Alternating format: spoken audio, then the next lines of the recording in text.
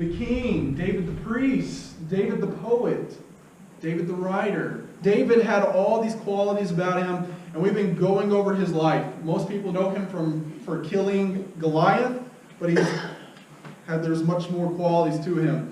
If you weren't with us last week, let's say if you were on some kind of ladies' trip that caused you not to be here, we talked about last week, David was not a one-hit wonder. As soon as he killed Goliath, as soon as that happened, he started fighting all the Philistines.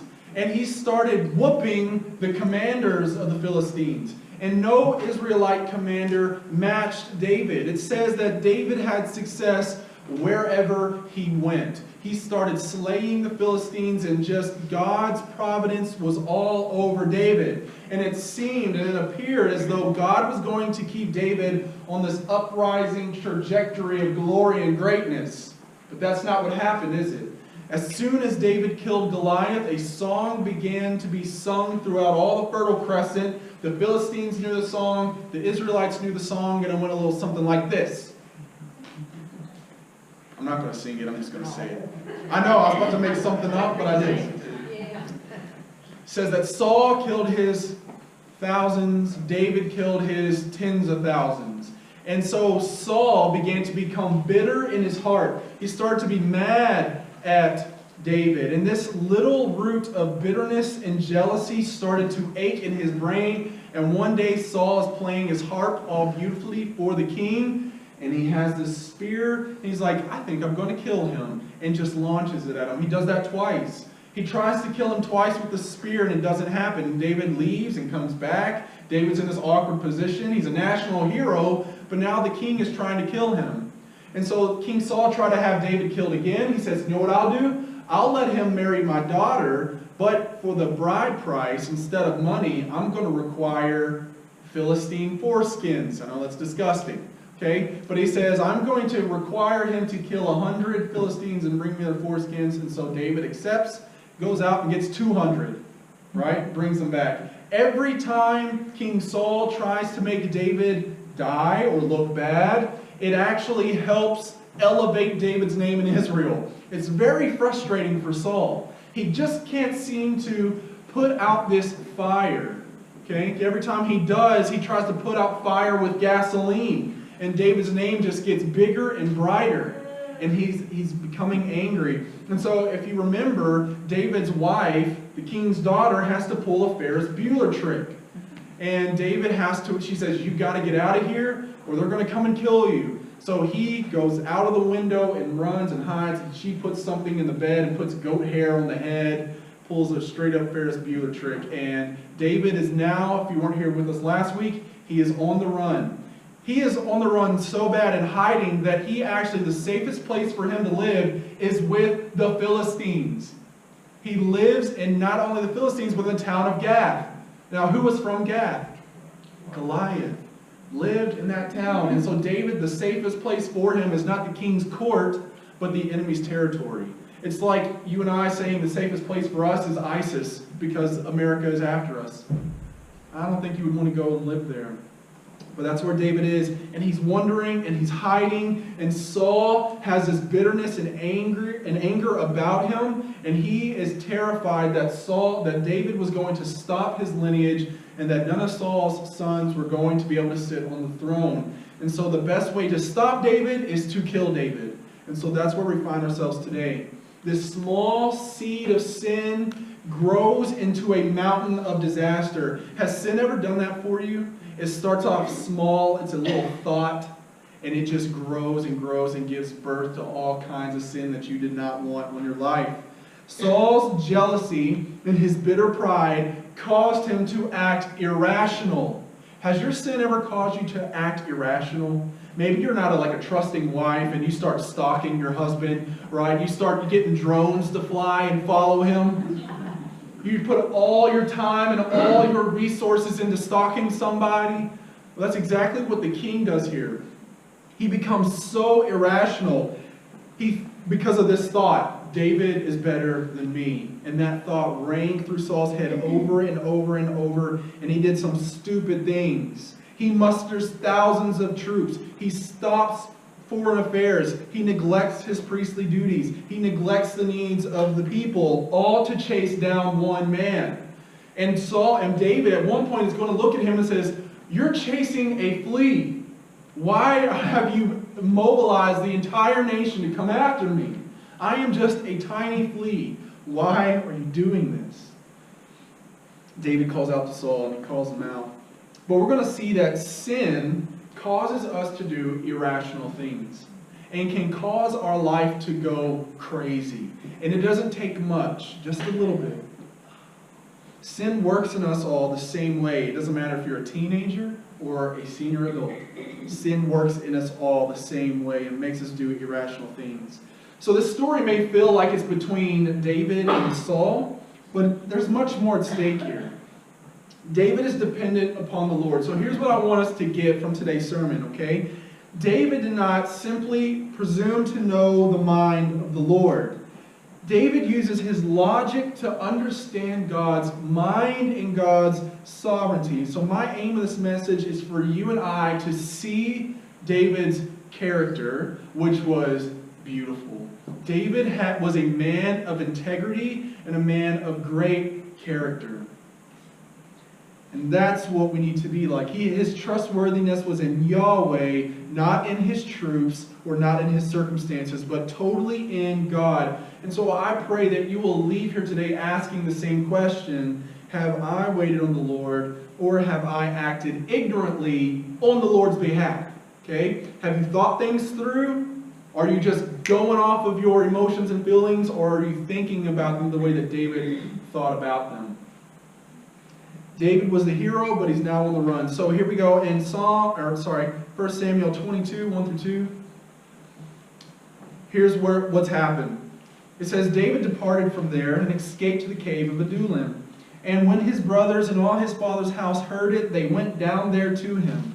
And everyone who was in distress, and everyone who was in debt, and everyone who was bitter in soul gathered to him, and he became commander over them. And there were with him about 400 men. So we learn a couple of facts. David's life was in real danger here. So much so that he is living inside of a cave. Okay? Now, why is a cave the best place for you to go? Obviously, you could get trapped in there. Why go into the cave? If you know anything about the Fertile Crescent, you know anything about that region, there are thousands and thousands of caves. Everywhere you go, there are caves. We just found the Dead Sea Scrolls like in was that the 70s? Something crazy. We just found writings in a random cave up in the hills. There's stuff still in there that we don't know about. There are thousands and thousands of caves, and so David, and this is going to be awesome later, so David and his company are just hiding in a cave, right?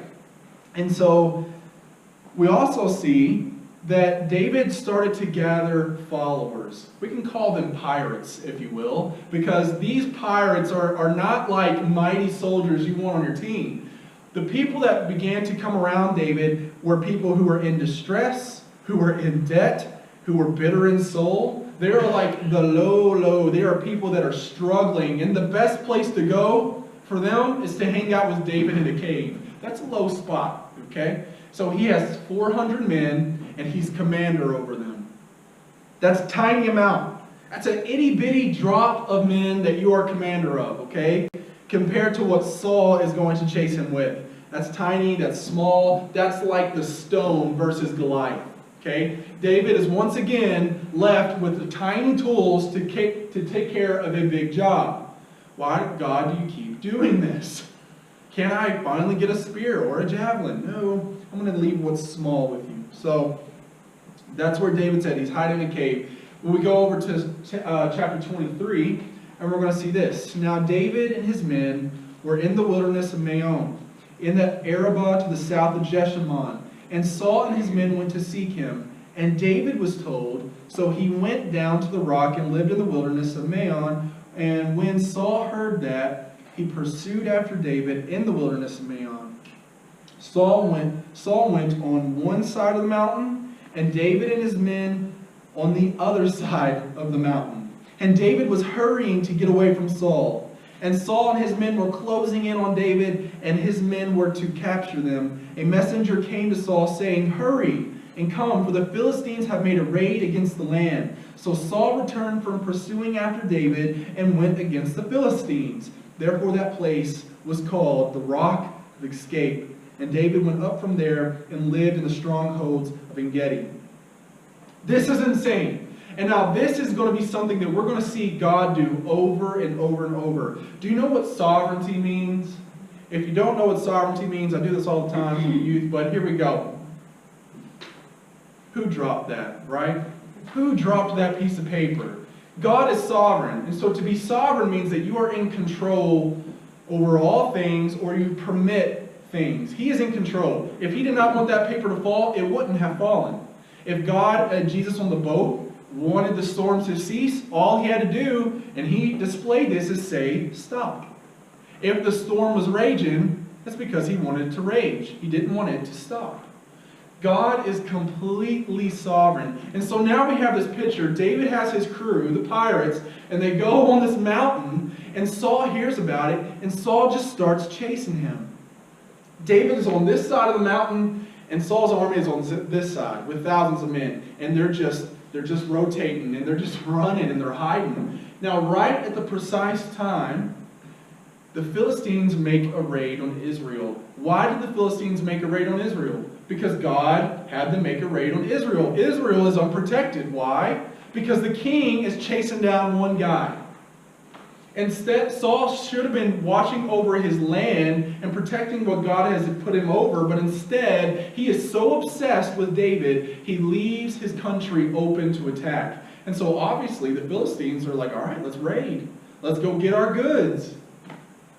A messenger comes and tells Saul, hey, come on. They're attacking. And so he leaves him at the precise moment. So David sees that by all probability, he should have been captured that day on that mountain. But instead, God pulled Saul and his men away. And so David knows, and I want you to know, David can see God's sovereign protection over his life.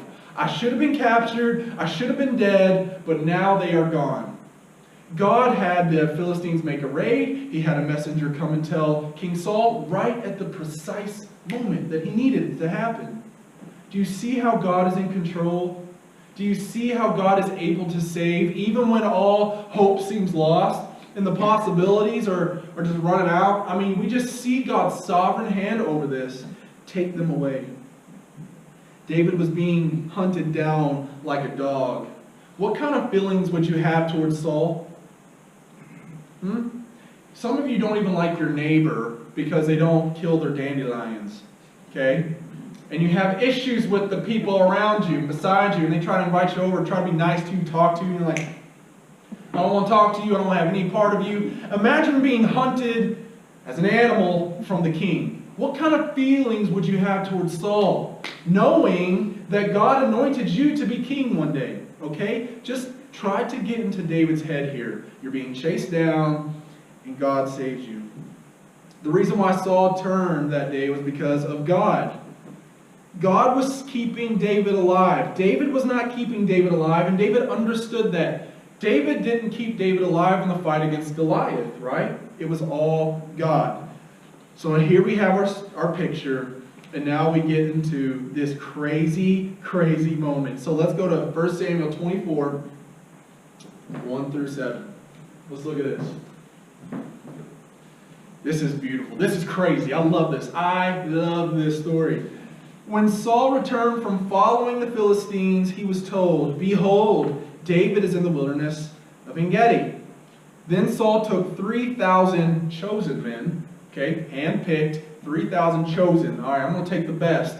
David has the worst, right? Remember that. 3,000 chosen men out of all Israel, and went to see David and his men in front of the Wild Goats Rocks. I definitely want to go there. Vacation trip. Let's go to the Wild Goats Rocks. And he came to the sheepfolds by the way, and there was a cave. And Saul went in to relieve himself. Now David and his men were sitting in the innermost parts of the cave, and the men of David said to him, "Here is the day of which the Lord said to you, Behold, I will give your enemy into your hand, and you shall do to him as it shall seem good to you. Then David arose and stealthily cut off a corner of Saul's robe. And afterward David's heart struck him, because he had cut off a corner of Saul's robe. And he said to his men, the Lord forbid that I should do this thing to my Lord, the Lord's anointed, to put my hand against him, seeing he is the Lord's anointed. So David persuaded his men with these words, and did not permit them to attack Saul. And Saul rose up and left the cave and went on his way. Here's some crazy facts, okay? God is sovereign. Who dropped the guitar pick? Totally God. Okay, so as soon as Saul fights the Philistines, he doesn't chill out, doesn't go back home. He's like, all right, let's turn and now go get David again. He immediately, see how his sin is just causing him to be irrational? He is going to go and get David again. So Saul clearly has to take a number 2, okay? If you're a man and you have to take a number 1, you don't need a cave. Oh, excuse me, I'm going to go relieve myself in this cave for a number 1. No. You just do that anywhere. Some of you guys are living in the country and you pee off your porch. I know you, all right? Don't act like you don't. Philip just gave himself away. So get this picture, okay? We already said that in the Fertile Crescent there are thousands of caves. Thousands and thousands of caves. It is near impossible to find somebody. Waldo is somewhere in one of those caves and no way I'm going to find him. Ain't no way. Here's God's providence. Saul has to use the restroom, a number 2. He goes into the cave, where David and his men are just hiding. And so that first picture I had up there, Saul was sleeping. I couldn't have put up what he was really doing, right? He was really using the restroom. Saul walks into this cave, and there, David and his men, could you imagine their astoundment? There's the king of Israel. There's the one who is hunting us. This has to be God. God, I mean, there is no way this guy just walks into this random cave and we're here and he's alone. Do you see how God isolated King Saul to bring him into this cave? To make him need to go to the bathroom at that precise time and into that cave? That is insane. It just blows my mind. Saul was all in on time and resources, and he could not get David. David was always just right out of his grasp, one step ahead of him. All his men, thousands of men, chosen. We're going to get him, and he can't get him. And Saul just goes into a cave, and David can have him. Do you see how opposite that is? David's not trying, and yet God is just delivering him into his hands. And so let's talk about the voices that David were hearing from his friends, right? David, there's always voices behind you, isn't there? There's always people telling you what you should do, how you should act. And those voices are sometimes right, and those voices are sometimes wrong. It can be your close friends. It can be your family. David was listening to one voice. So the men that said, behold, man, this is the day that God foretold you about, when he would bring your enemies into your hands. This is from God. I mean, it has to be from God. They were thinking logically. They were thinking practically. And they were wrong. Isn't that insane how we can do that? Who else thought that way? Do you remember when Saul looked at David and said, you're going to fight Goliath? He says, you can't fight him. He's been a man of war from his youth, and you are but a youth. Saul was thinking logically and practically, and he was wrong. Isn't it insane how we can conjure up what we think the Lord actually wants? I have heard people use circumstances, feelings, and dreams to justify their actions, saying it's the Lord's will. The Lord wants me to do this. I had this dream. Okay, that might have been the burrito you ate the night before. Certainly may not have been God. We try to justify God and say this has to be his will. This has to be his will. Do we know that the Crusades were done under the will of God? No. It's not what God wants. Just because the circumstances have fallen where it looks like God, sometimes it may not be God's will to actually do the murder here, the killing of King Saul. And so the men were wrong. And the men were just thinking logically and practically, but they were wrong. So look, David cuts off a piece of the robe. And we know that he's later going to use this cloth as a sign of God's goodwill towards the king. Okay? He's going to say, hey, look, I could have killed you. Here's your robe. So why does David feel guilt for cutting off a piece of that robe? I thought about this a lot. Why did he feel guilt for cutting off a piece of that robe? And it reveals a little bit of David's mind and heart. I think David was tempted to listen to those voices. You know what? God has brought him here. God has delivered me. David felt and was probably wrestling with the temptation to kill Saul. And because when he cut off a piece of that corner, his heart began to cry out because he knew, he was so in tune with the Lord's will that he knew that this was not right. Are you that in tune with God's will? David, the external situation looked like it was God's providence, but internally David knew God's heart. And David knew that this was the killing of Saul here was not what God wanted him to do. Sometimes the external situations look right, but internally we know. We can know the will of God. How did David know God's will here? And I think it's simple as we look at it. David, here's how his logic for God's will worked. What was standing right before him was meant to be. David's logic for what the will of God was worked like this. Saul was put into this position by God, and God will remove him from this position in his time and his way. David did not feel up to the task to act without absolutely hearing from the Lord. If it was not clear, David was not going to do it. This was not like the killing of Goliath. David knew that God commanded him to kill Goliath. He was defying God. Saul was anointed by God. And so David knew. David did not feel that that call to kill Saul was his job.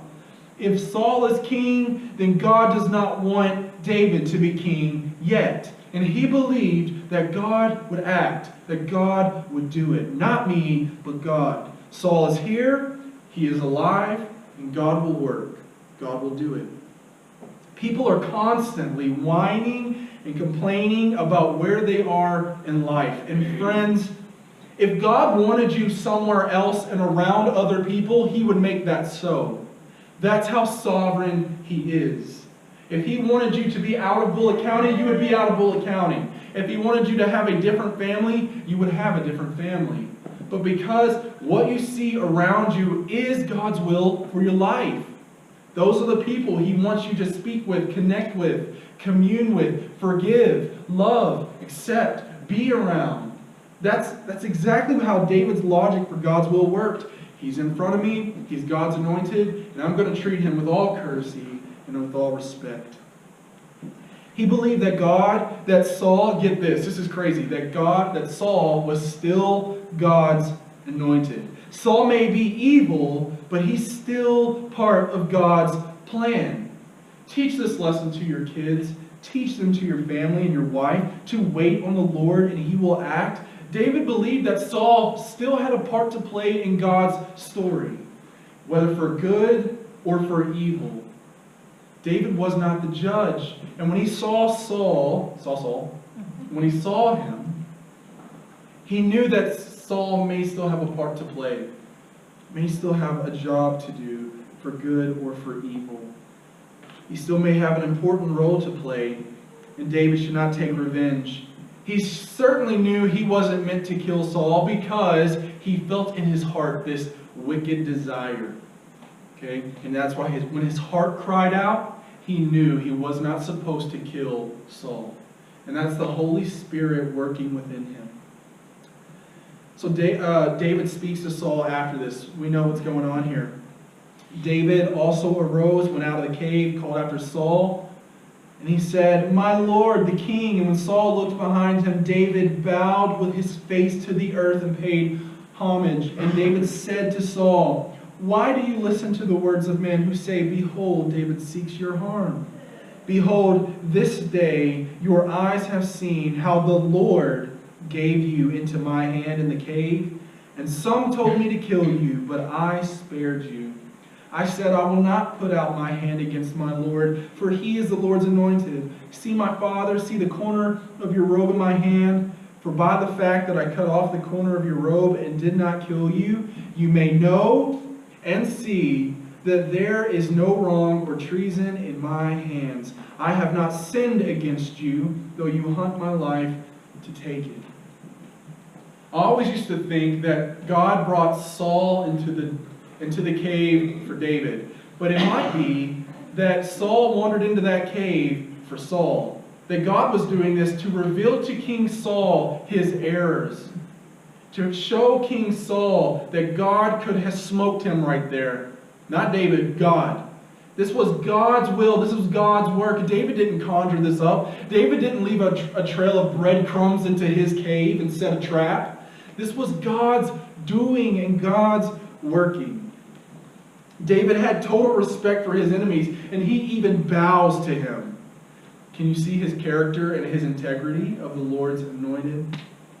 He said in verse 12, may the Lord judge between me and you, and may the Lord avenge me against you. But my hand shall not be against you.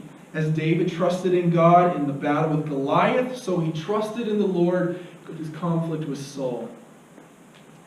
The Lord will avenge. Casey, go to the next slide for me. Next. Okay, go backwards. In 1 Peter, listen to this. If you have enemies out here, some of you have real legit enemies, okay? If you feel like you have enemies, listen to what 1 Peter 3:9 says. Do not repay evil with evil, insult with insult, but blessing, because to this you were called, so that you may inherit a blessing. Romans 12:19, beloved, never avenge yourselves. Never avenge yourselves, but leave it to the wrath of God, for it is written, vengeance is mine, I will repay. Saul and David now have a conversation. We're not going to read it all, but they have this conversation. And Saul, for a moment, kind of relents and sees the errors of his ways, and then he leaves David alone. But we know it's total lies. Saul acknowledges that David was the better man, and he leaves him alone for this short time. He leaves him alone. Now what's crazy is in between these verses, in between these chapters, in chapter 25, this story happens with David. Anybody know the story of Nabal? Okay, so David was thirsty, his men were hungry, he took in some shepherds, and he fed them, he sent them back home, and there was this ruthless ruler named Nabal. And David says, okay, I'm going to go to Nabal's house, and I'm going to dine with him, and he will take me in because I took his men in. Nabal refuses. Nabal's wife leaves, hears that David's going to come and kill Nabal and his whole family. She comes and brings an offering, saying, please don't kill us. I'm sorry, he's a fool. That's pretty common, right? My husband's an idiot. He doesn't know what he's saying. He's crazy. Don't kill us. So David says, all right, I won't. Thank you, man. Thank you for doing this and showing me. And so what happens to Nabal? This is crazy. Nabal, falls down dead the next day. David didn't have to stick his sword into Nabal's guts.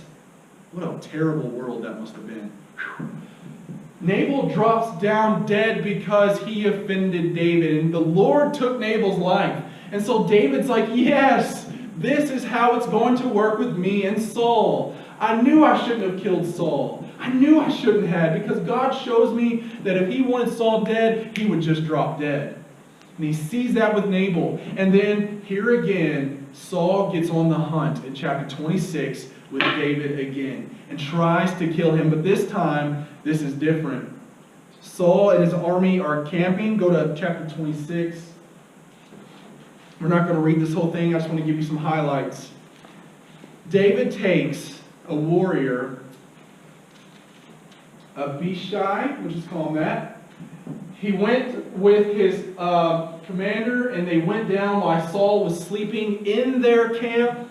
And Saul walks into this camp, and while God caused a deep sleep to fall on the army, he takes his spear and a jug of water. But the commander says, let me kill him. I won't strike twice. I will take this spear and I will stick it through him and impale him, and this will be over.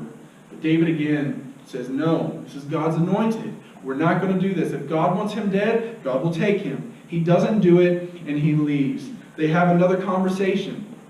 And you can see God's heart here. In verse 10, he says, as the Lord lives, the Lord will strike him, or his day will come to die, or he will go down into battle and perish. And if we know the text, this is actually what happens a couple chapters later.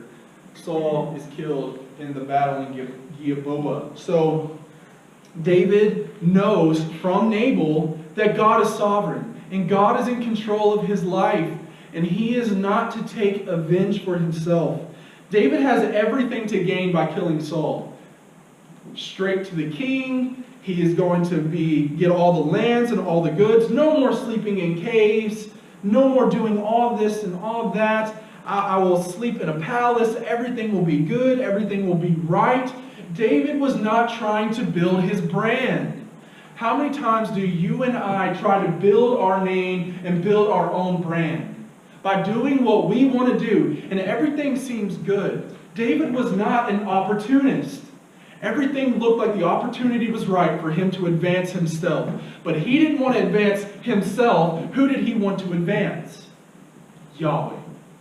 David would rather live in a cave and die and be killed by the hand of Saul than for David to sin against the Lord here.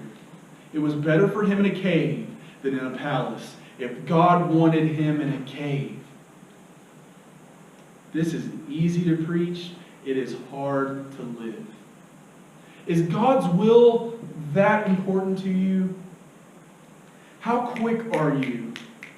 How quick are you just to act? This has to be from God. This has to be from God. And if this happens, oh, this is going to be good. This is going to be good. This is going to be good. That's not how David thought. How quick are we to do the easy thing over the right thing? How quick are we to do the easy thing over the right thing? It would have been much easier to just put Saul out of his misery and to become king right there. But that's not what God wanted for David, and David knew this. David knew this. It's not the right thing. See, there's a quick way to parent, and there's a right way to parent, right? The quick way to parent is, let me just turn on cartoons and you just do your thing, and I ain't going to bother you, you don't bother me, right? Sometimes that's just what we want to do. Instead of teaching them how to read, right, or write, or lessons, and some days, like right moms, we're just like, let's do that later. But the quick way is not always the right way. Listen to this, Philippians 2, 3 through 5, listen to me. Do nothing out of selfish ambition or vain conceit, but in humility consider others better than yourselves. Is the person sitting next to you, are they more important to you than you are to yourself? That's what Philippians, how it tells us to live. Do nothing out of selfish ambition. If your wife doesn't want you to spend that money, don't spend it. Do nothing out of selfish ambition. It doesn't say do a little things out of selfish ambition every once in a while. You need that for yourself. No, it says do nothing out of selfish ambition. Nothing. Or out of vain conceit. Consider the people beside you more important and better than yourselves. Each of you should look not only to your own interests, but to the interest of others. Who picks the restaurant? Let them pick. Let them. It says your attitude should always be the same as Jesus Christ. David was not trying to build his name, not trying